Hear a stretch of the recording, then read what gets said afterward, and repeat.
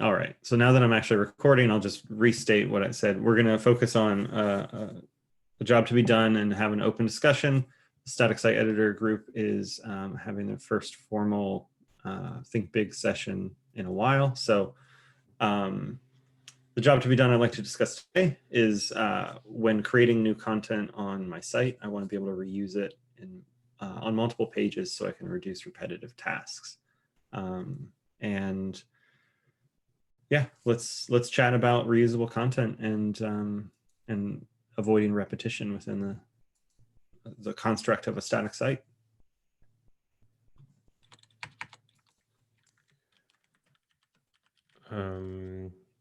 What kind of content is there? Like I know that we have YAML files, but besides that, are there other types of content that could be edited like this? I think that the partials that are like small views that are embedded in other pages is another example. And are partials also YAML files, or are they like what's an ERB file? Is that like a Ruby thing, or? It's an so the way most of the extensions work, like they're nested on each other. So there could be an HTML.erb. So that means it's intended to be pre-processed, and there's some inline Ruby. I think enhanced Ruby is what it's for. And then once it's run through that, then it's turned into HTML. Or there could be like erb.json or erb.camel.html, right? You can have multiple levels in there. The pre-processing passes it down to the next extension. And in the context of not just the handbook, a partial could be like a Vue component or a React component, or basically at a high level, any amount of code that needs to get pre-processed such that its output is basically some amount of markup that's going to render in the browser. So that's basically kind of the tricky piece, is how do we differentiate content, which is just like typically images and text that kind of a general marketer might be wanting to change, and then something that's kind of generated. I think that's kind of the best way to think of the difference, maybe, is what's statically there and then what actually needs to get generated. Might be a good way to think about that, maybe. And the other thing to be aware of, I think this is in context for this, stop me if it's not, is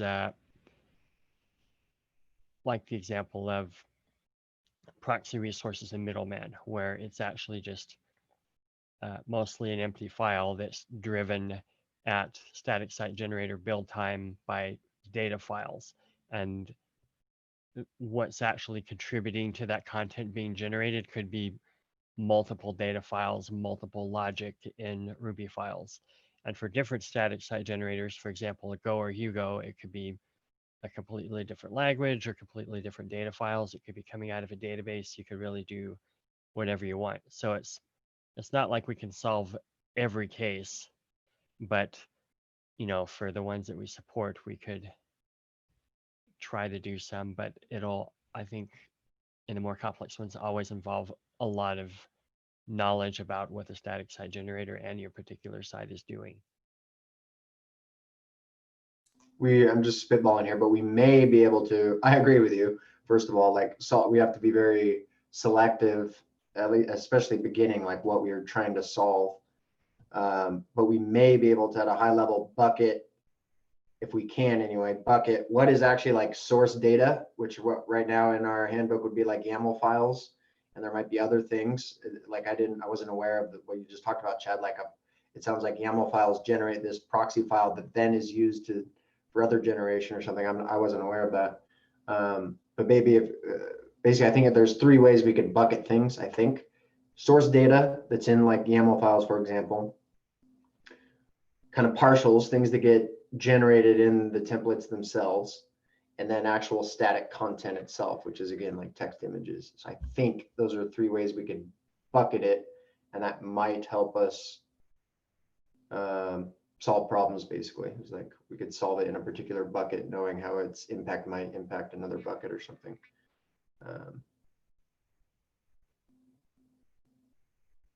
Yeah. And related to our particular discussion yesterday around proxy resources, in GitLab, there's a feature called route maps that could possibly help with this.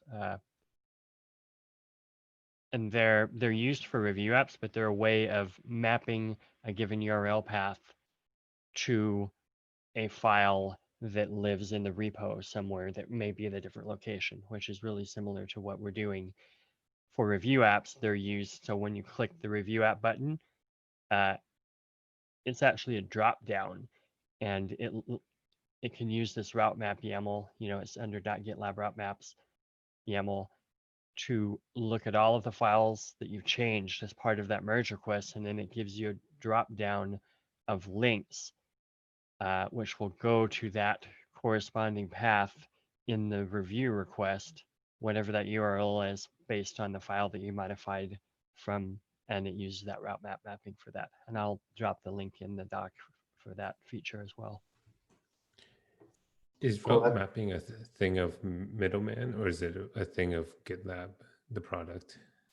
No, it's a feature that, like I said, is intended to support GitLab review apps in the CI workflow. Thank you. Yeah, I don't know if that's the exact same thing, but it sounds very similar to kind of just the, excuse me, like the gut solution I thought of in terms of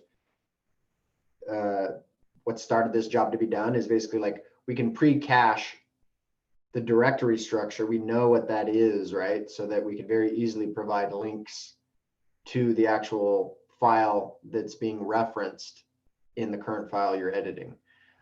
That seems to be pretty straightforward.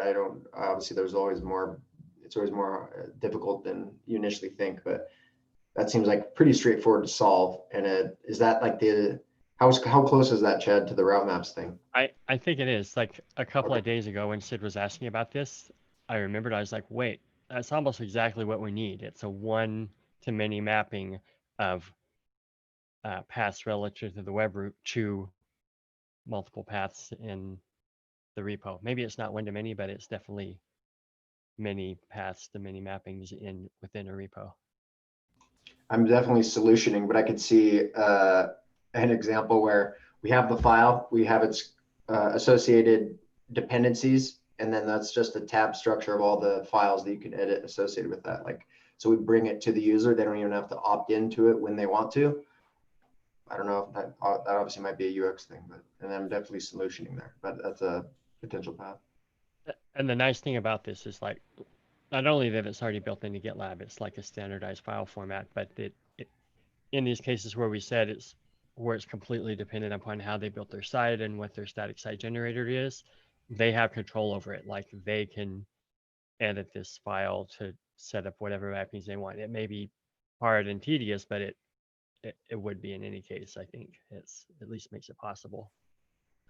So once we discover the file that the user wants to edit that has the content, what is the editing experience that we want to provide? There are many types of content. It could be a raw data file in YAML. So how do we want to display that information?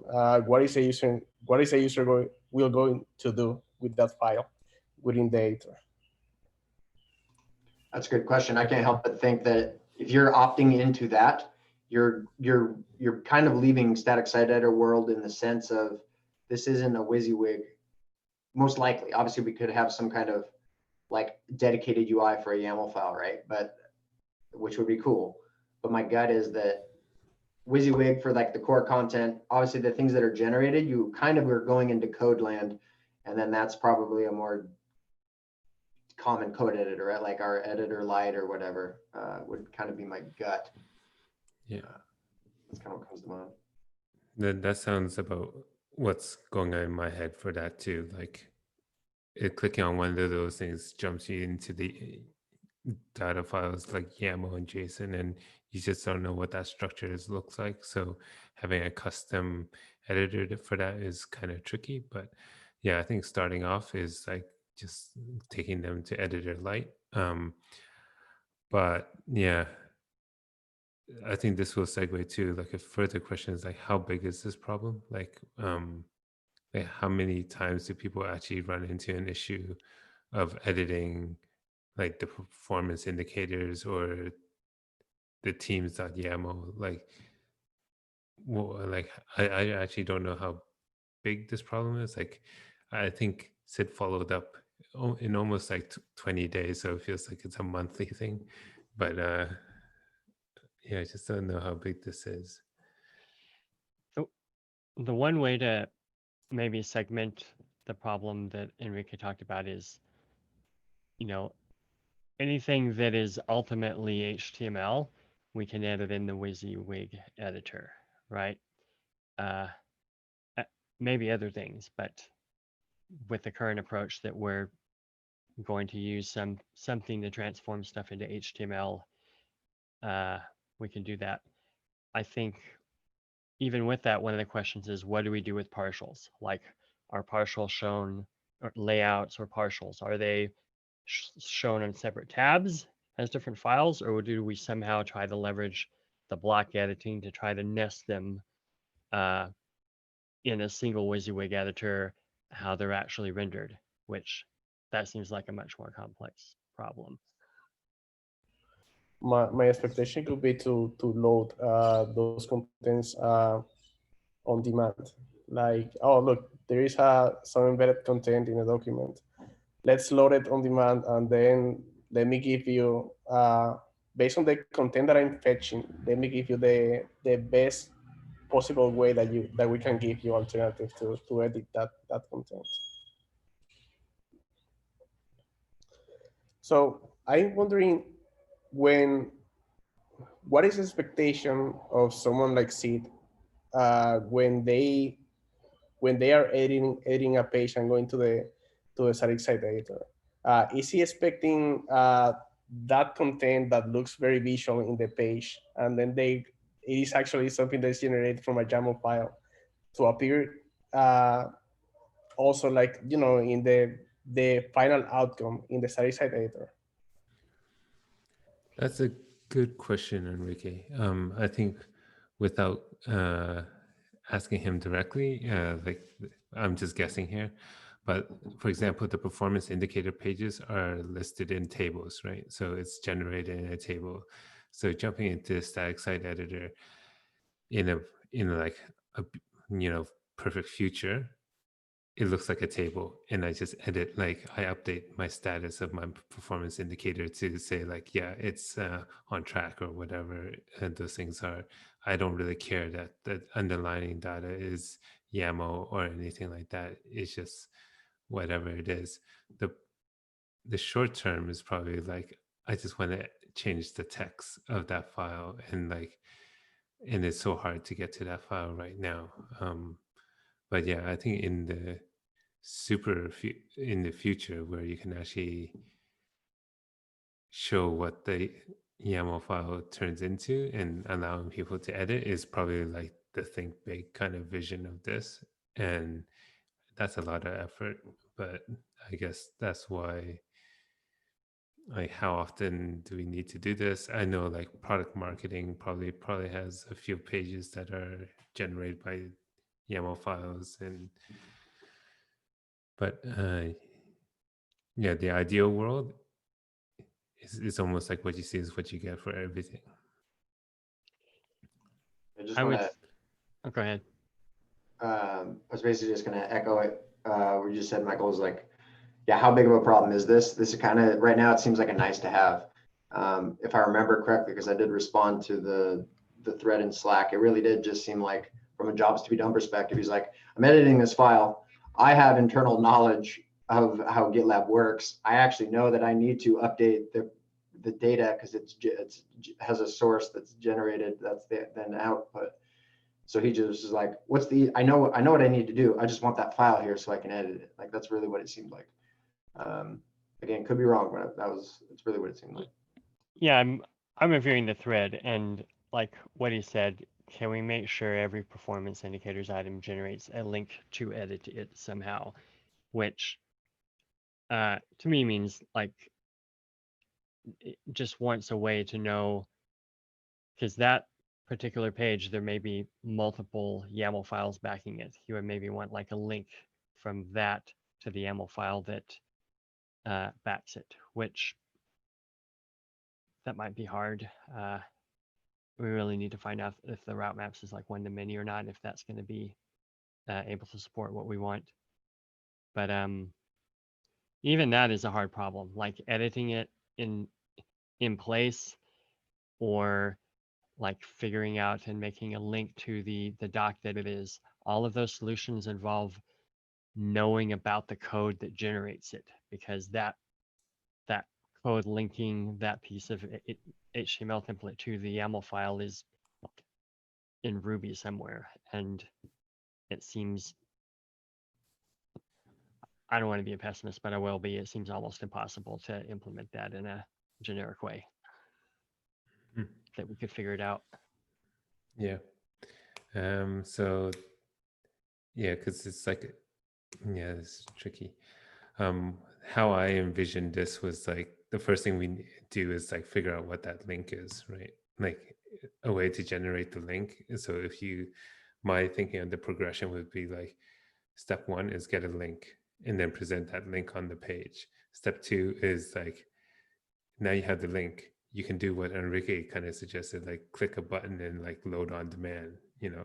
And then the future of that would be like, cool, we actually have a special editor for this because it'll look like a table, and here's a table, edit it, and we like transfer it back to YAML. And like that was kind of like my progression of the thinking of what we could do now to like this future of what you see is what you get. Yeah, but yeah, getting the link, yeah, maybe it's worth like doing a spike to see if route maps will help with it, with this. So looking at it really quickly, it's basically just an array of pair mappings, and the source is and this looks actually a lot like the mounts thing that we just added to the config file. It's an array of pairs, and the source is a regex that matches your URL, right? And the source is a regex that matches the file, and the public is a path that matches the file in the repo, or vice versa. But it's really just pattern matching on links. So theoretically, if there was an anchor link in the HTML, we could try to match against that and pull a mapping out of this file. That's kind of a An cool anchor idea. tag. I like that's going even deeper than where I was. That'd be kind of interesting. I was thinking of like, what is that source config file essentially, whether it's the mounts or whatever, is like, ideally that thing's generated, but Chad, to your comment earlier, like for other non-handbook repos, high level, everyone wants it generated, but if you can't, you can at least still manually create it. Like for small sites that might work. But my gut is like the usings, the imports, the, you know, whatever, pick your, whatever language you're in, you can likely generate at least at the very least, a dependency graph. And then whatever file you're in, you just kind of go to that lookup with it of the metadata of, this is what file I'm in. It's already predetermined what dependencies are associated with this file. Those are the ones we link to. Like that's kind of what it seems like. Again, might be way harder than, but just from the very, I mean, that's how when we import our code, that's what's going on, right? Like it knows you're using your imports, so we can at least link to those. But I don't know, and Chad, you might be able to answer this. Is there stuff that's like somehow in a global memory during a build step that like it's just there and then there's no way to reference to know that it's referencing something? Like I just don't know. I don't think so. Okay. Like you'd have And to that seems annotate it. possible. But looking at the route maps, the source part of the mapping, which indicates the path in the repo, is a regex. So I think that and I think this is the way the review apps work too. That means by definition, it's a one-to-many. So the public is the URL, which is absolute, and maybe it can contain anchors too. And the source is a regex, which means that may map to one or more files in the repo. At least if we could use it that way, even if route maps doesn't necessarily intend it. I like this discussion about maps because when I was thinking about a link back to the original, like the reference file, I was thinking about, when you like minify CSS or like includes, and like you have a setting that like tells you where it is, like the original files, like source maps or stuff like that. And I was wondering if like Middleman has an equivalent of that, and then we leverage that somehow, but and hide that from the user as well. I think you're spot on. Like the source maps idea is like, I totally get that. I don't know if that's the exact same thing as a dependency graph, but that's the same idea as like, it should already kind of know that, like, and it's just a matter of us caching it, is kind of how it sounds. So I think we need to be aware of how similar this is to the mounts concept that we just introduced into the config file. It's essentially doing exactly the same thing. Mapping, something in the page to a real file. So we don't want to do it in two different ways. I guess my question would be, and again, we'll have to figure out if it's worth having a spike or not, but I guess, do you expect us to be able to have that file generated, and then we simply, as part of CI, I guess, or something, pluck the small portion that actually maps to the corresponding file you're trying to edit and just insert that in the mounts? Does that make sense? With it being a regex, and I would think it would have to be done client side, right? Unless we like use that regex to generate a list of every possible file that could match and ship that over as the payload when the page loads. Otherwise, we would have to have an API that passes that regex to the back end and gives you a list of files. Yeah, I guess we're getting maybe a Is that little. what you're saying? I don't know. I think, yeah, it might not be super clear. Basically, what I'm thinking is we already have a pre-cached, like a static file that exists that was already generated. So, and it understands the dependencies. That's what I mean by dependency graph. And then when we query a particular file to edit from the static site editor, the backend then looks up in that static file, or maybe it's in a database, I don't know, but it probably makes more sense to be a file, and then plucks out just the small portion that needs to go into the mounts, because just that one file maps to, whatever dependencies are associated with it. And that's the payload. Because yeah, we don't want to send that entire thing down to the client either. Does that make sense?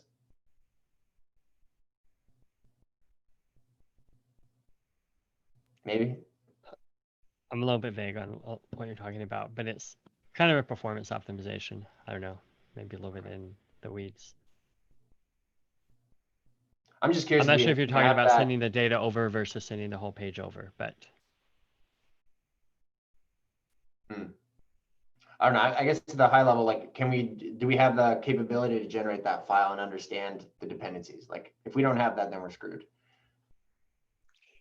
Thinking about it conceptually, like this concept of mapping some URL or the href attribute of an anchor tag to multiple files, that's conceptually what we're doing. And then it's like, it's a UX issue of like, how do we display those files? Are there different tabs? Are they in line?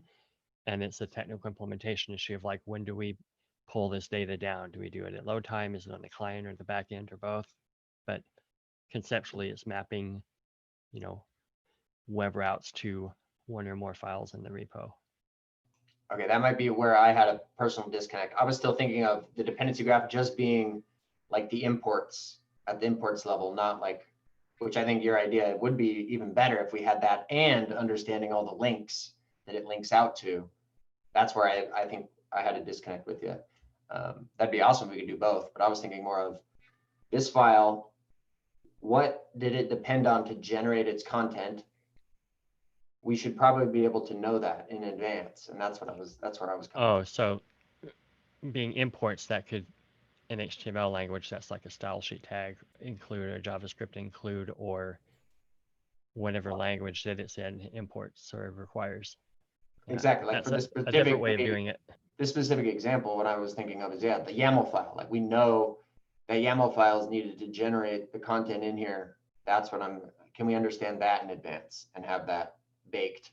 And then once we know that, then when the client actually requests editing that specific file, we already have the pre-baked understanding of the dependencies. And now we just pass on the links and the mounts with that. And we can say either you can link to it, or we can actually let you edit that file, or we can do whatever we want. But first and foremost, we need to understand that dependency, basically. That's how I was thinking about it. I don't know if that makes sense. But I like I like the idea of like understanding even deeper, like the links that it links to, like that could be interesting as well. But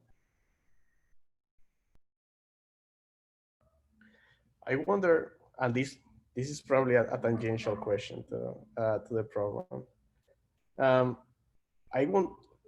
We are building or thinking about, I wonder if we are building or thinking about a solution in the context of a project that is very wild and and complex, like the handbook. And you know, if we had more control over the static site generator, if we had more control of and being capable of setting constraints on users about what they can do and they cannot do, would this be a simpler program? Because I think that every time that we are designing a solution, we have to think about global optimization. We have to think in the context of a project that has like many types of supported files, and it has like a complex dependency graph, like the handbook does. You know, it's probably crazy, but we're thinking big. So I wonder if in the future it will be beneficial for us to vertically control everything within the entire, you know, process of of a user having the product of, you know, the static site generator and the editor at the same time. I don't know if I'm explaining myself correctly. I think that makes sense. You're basically like, yeah, if we can put rails on what you can and can't do, that makes the problems we have to solve much more, you know, simpler and straightforward and that kind of thing. I think that's what you're saying. And is that what you're saying? Yes, that's what I'm saying. Because right now, perhaps all the reasoning that we are doing is in the context of what we found in Middleman, but what happens, what are the ideas that, or in which way those ideas are implemented in a different static site generator. And that's, for me, is worrying.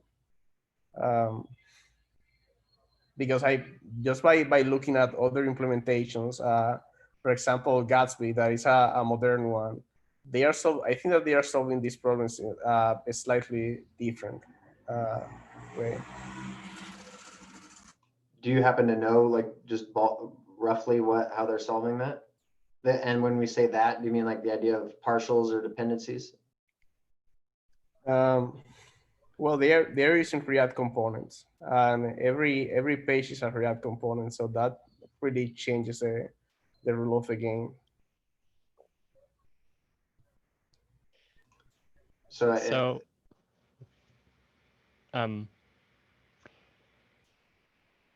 I like that sentiment, but I think that the 80% case is going to be that there's always some edge case. Like, for example, Hugo has data templates. There's most popular static site generators are probably going to provide a way for you to do something custom with data or for building pages. And most people are going to use those at one point or another. The thing I like about leaning towards the route mapping approach, where a URL maps to a regex or maybe multiple regexes, is that's generic. And even though it needs to be manually maintained as an initial solution, if somebody wants to make it work, regardless of how their site is generated or what static site generator they use, they can still make it work, but with some maintenance. And anything that involves like magically figuring this out is, I think, going to be a lot of work and very coupled to a specific generator, even if they're using it mostly out of the box. I like your question, Enrique, though.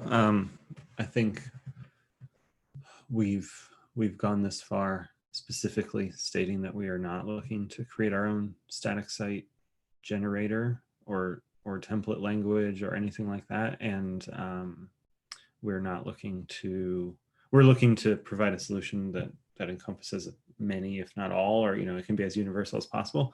But I think it's okay to challenge that if we solve problems more efficiently or more elegantly for our users.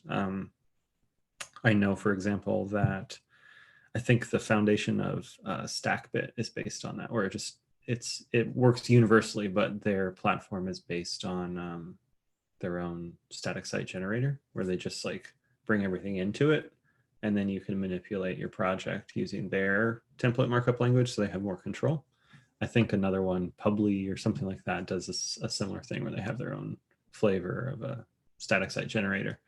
I don't think it's off the table that we could think that big down the road of having our own generator and our own Rails to run everything, and just hope that everybody wants to join us and not necessarily bring over any of their projects or make importing those projects really easy. So yeah, I think that's it's an important question to ask while we're thinking this far out. And yeah, I don't think it's that far-fetched, because others are certainly doing it. It might be a different way to look at it, but I think what Enrique is talking about is that we're actually already doing that. Like in Front Matter, we only support YAML. So that's where, that in a way, we're kind of doing the same thing. I don't know if that's exactly what you're talking about, Enrique, but I mean, that's kind of another way to look at it, at least for me. Yeah, well, it's more like, will we be moving faster if we have control over many of the decisions that the user is taking?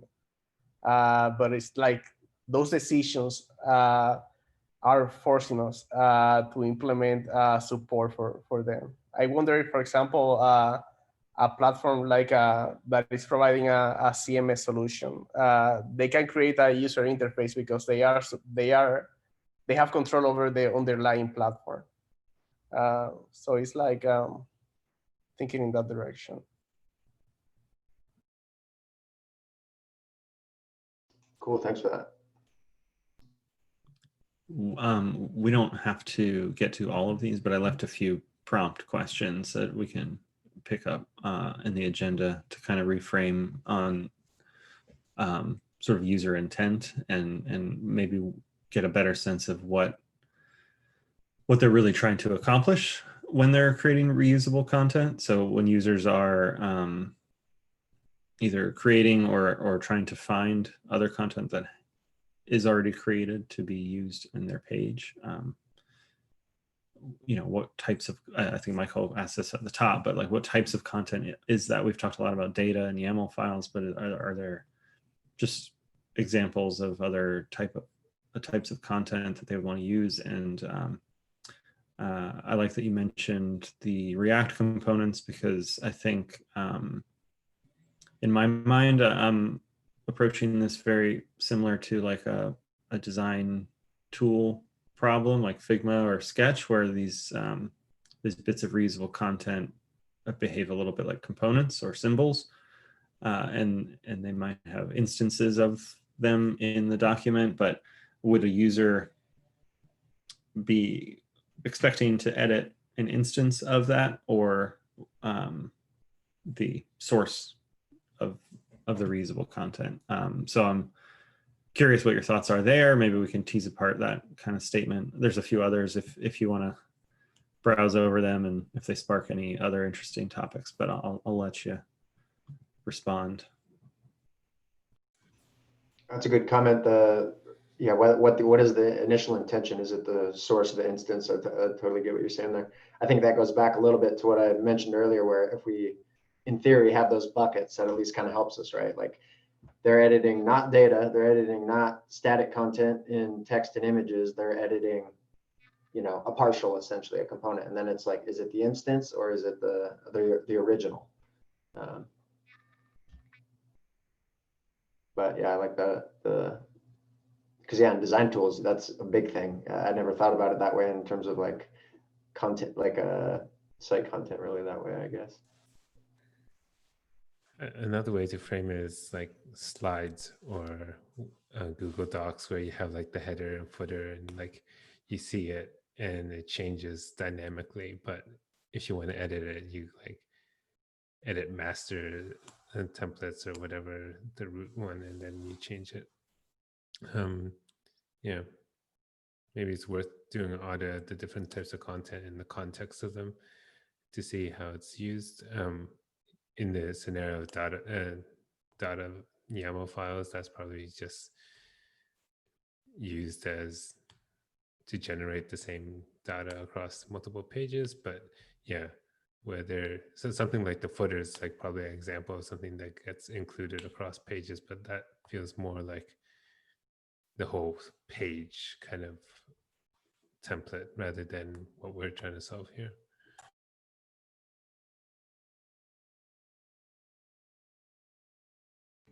Yeah, I think you're right on there. Footer content is a good example of reusable content, but one that would probably be in the page template itself. I don't think it necessarily has to be, though. If somebody had architected their page where the footer was not included in every page and they wanted like a different kind of footer for the blog page versus another marketing page or something like that, you might actually be opening a file that contains data about footer links. So yeah, I think that's a good example of something that's not too complex, just a list of links, but that somebody might want to include inside the page.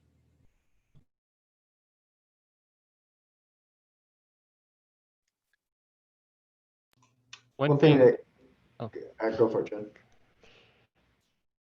Thinking about like the route maps versus the mounts config that we just added in the config file.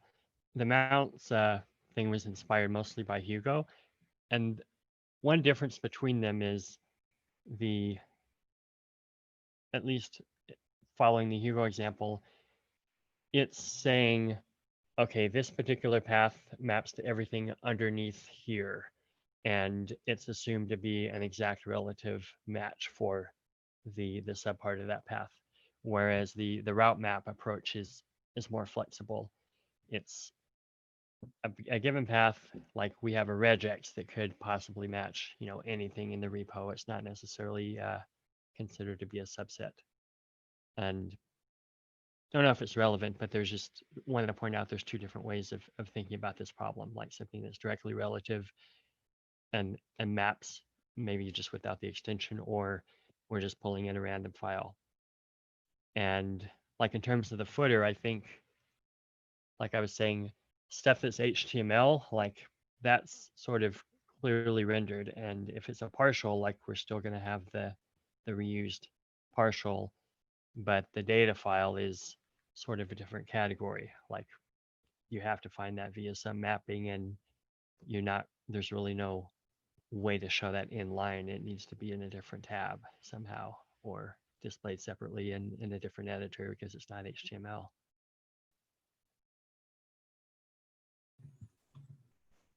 Just picking up off your last sentence there.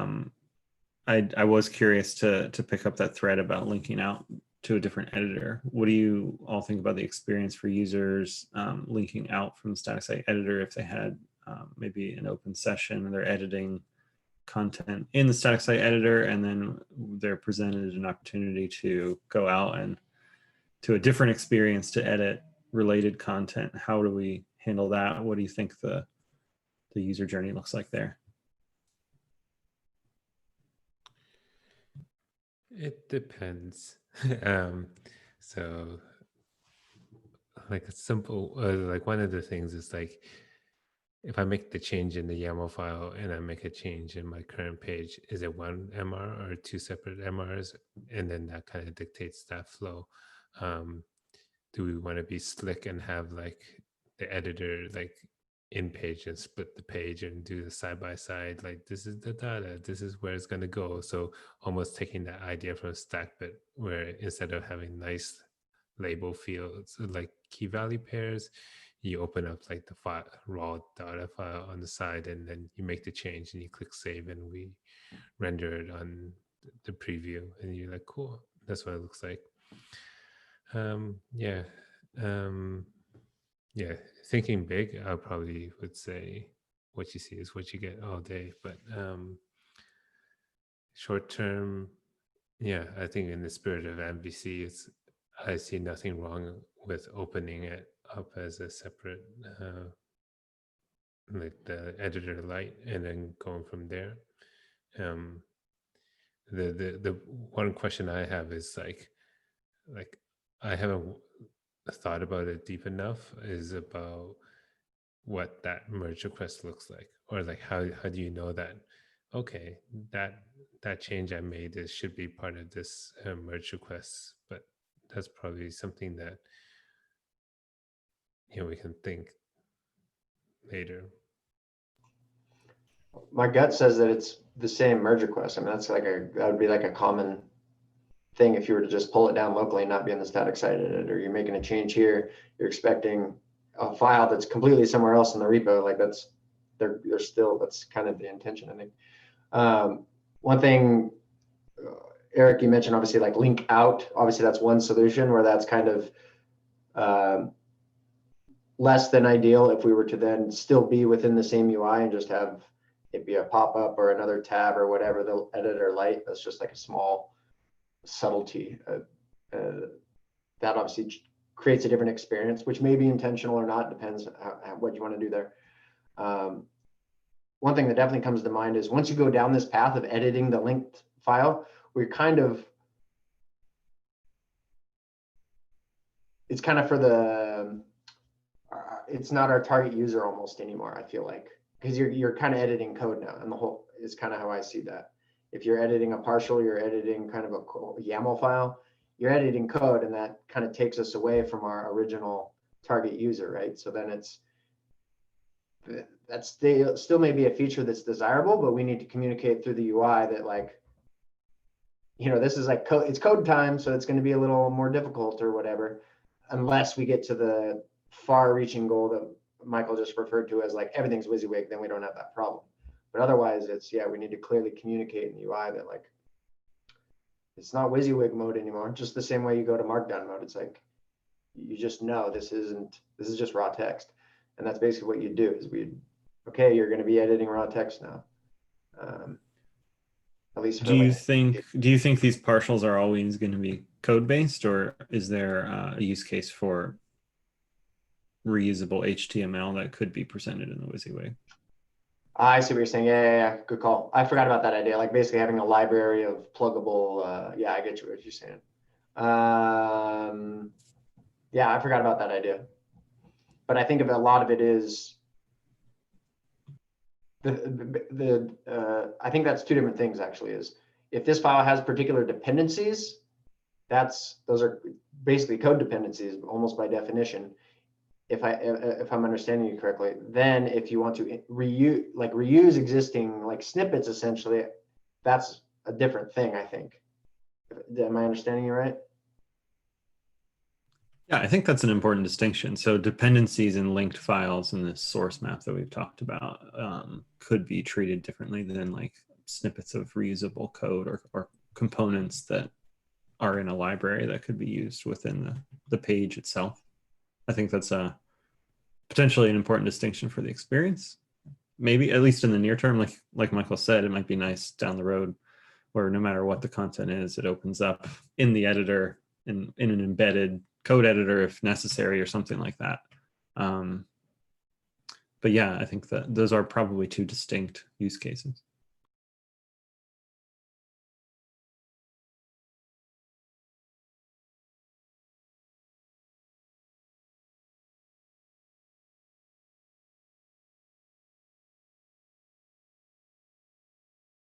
I just realized we're over time. This has been a really good discussion. I don't want to keep it going too long. Any last thoughts before we stop recording, and doesn't mean the conversation has to stop. We can continue it in the doc or in Slack, and we'll have another one of these next month. I'll just quickly add, I missed most of this meeting because we were having a remote. They were, one of the questions they asked is like, is your handbook open source? Can we fork it to start off, kind of thing? And it just reminded me of this concept of the handbook as a product, but also how valuable the static site editor could be in that context. There are a lot of non-engineers on there that were interested in this way of working. And it just kind of like reminded me that there is a market out there for the static site editor, and it can play a really, really important role in people's adoption, specifically of not just static sites in general, but handbooks for large enterprises. Like for a while, I've been wondering, like, how do we monetize the static site editor? But it can be a great retaining factor for people to stay with GitLab, or even go up to a higher level in their packages and stuff. So yeah, it's definitely valuable. I like that line, handbook as a product. And yeah, that's an interesting thing to think about. I think the final thought that I had is maybe not from your X perspective, but from a technical perspective, an MVP boring solution of something just to like solve the problem Sid wanted is feasible. But I think what I've realized is that we need to put some thought into what we're doing with that mounts config and what it's actually going to be used for and how we're going to use it. And maybe it turns into something that drives this purpose instead of route maps, which is really not particularly intended for this and might not be as flexible as we went down the road. That makes a lot of sense. And I would say, yeah, we absolutely want to be iterative. And I think there is an MVC that we can ship to address Sid's specific request for this. It sounds like there is actually a likelihood that we can solve this, which is great. And I think, though, sort of a good way to just think about this as we leave this meeting might be, how would we make the static site editor and the handbook architecture different so that he could accomplish the same goal of embedding that data file without having to write that custom Ruby helper and include it on the page that causes us to have to render it the way it renders and then solve the problem in this way? So could we solve the problem upstream a little bit differently, allowing users like Sid or users like whoever's making those performance indicator pages import the data differently so that we can handle, I think to Enrique's point earlier, so if we had a little more control over how they brought the file in and how they created the page, maybe then we could control the experience in editing it. Just a thought, a closing thought. But thanks everyone for your input. I tried to take notes, but feel free to clean them up or add any additional comments, and we will, of course, talk about this and many other jobs to be done in upcoming Think Big sessions and weekly meetings. And if you have any desire to keep to schedule like a longer synchronous session on this topic or any others, just let me know. We can do it ad hoc as well. All right, I'm gonna stop the recording. Thanks everyone.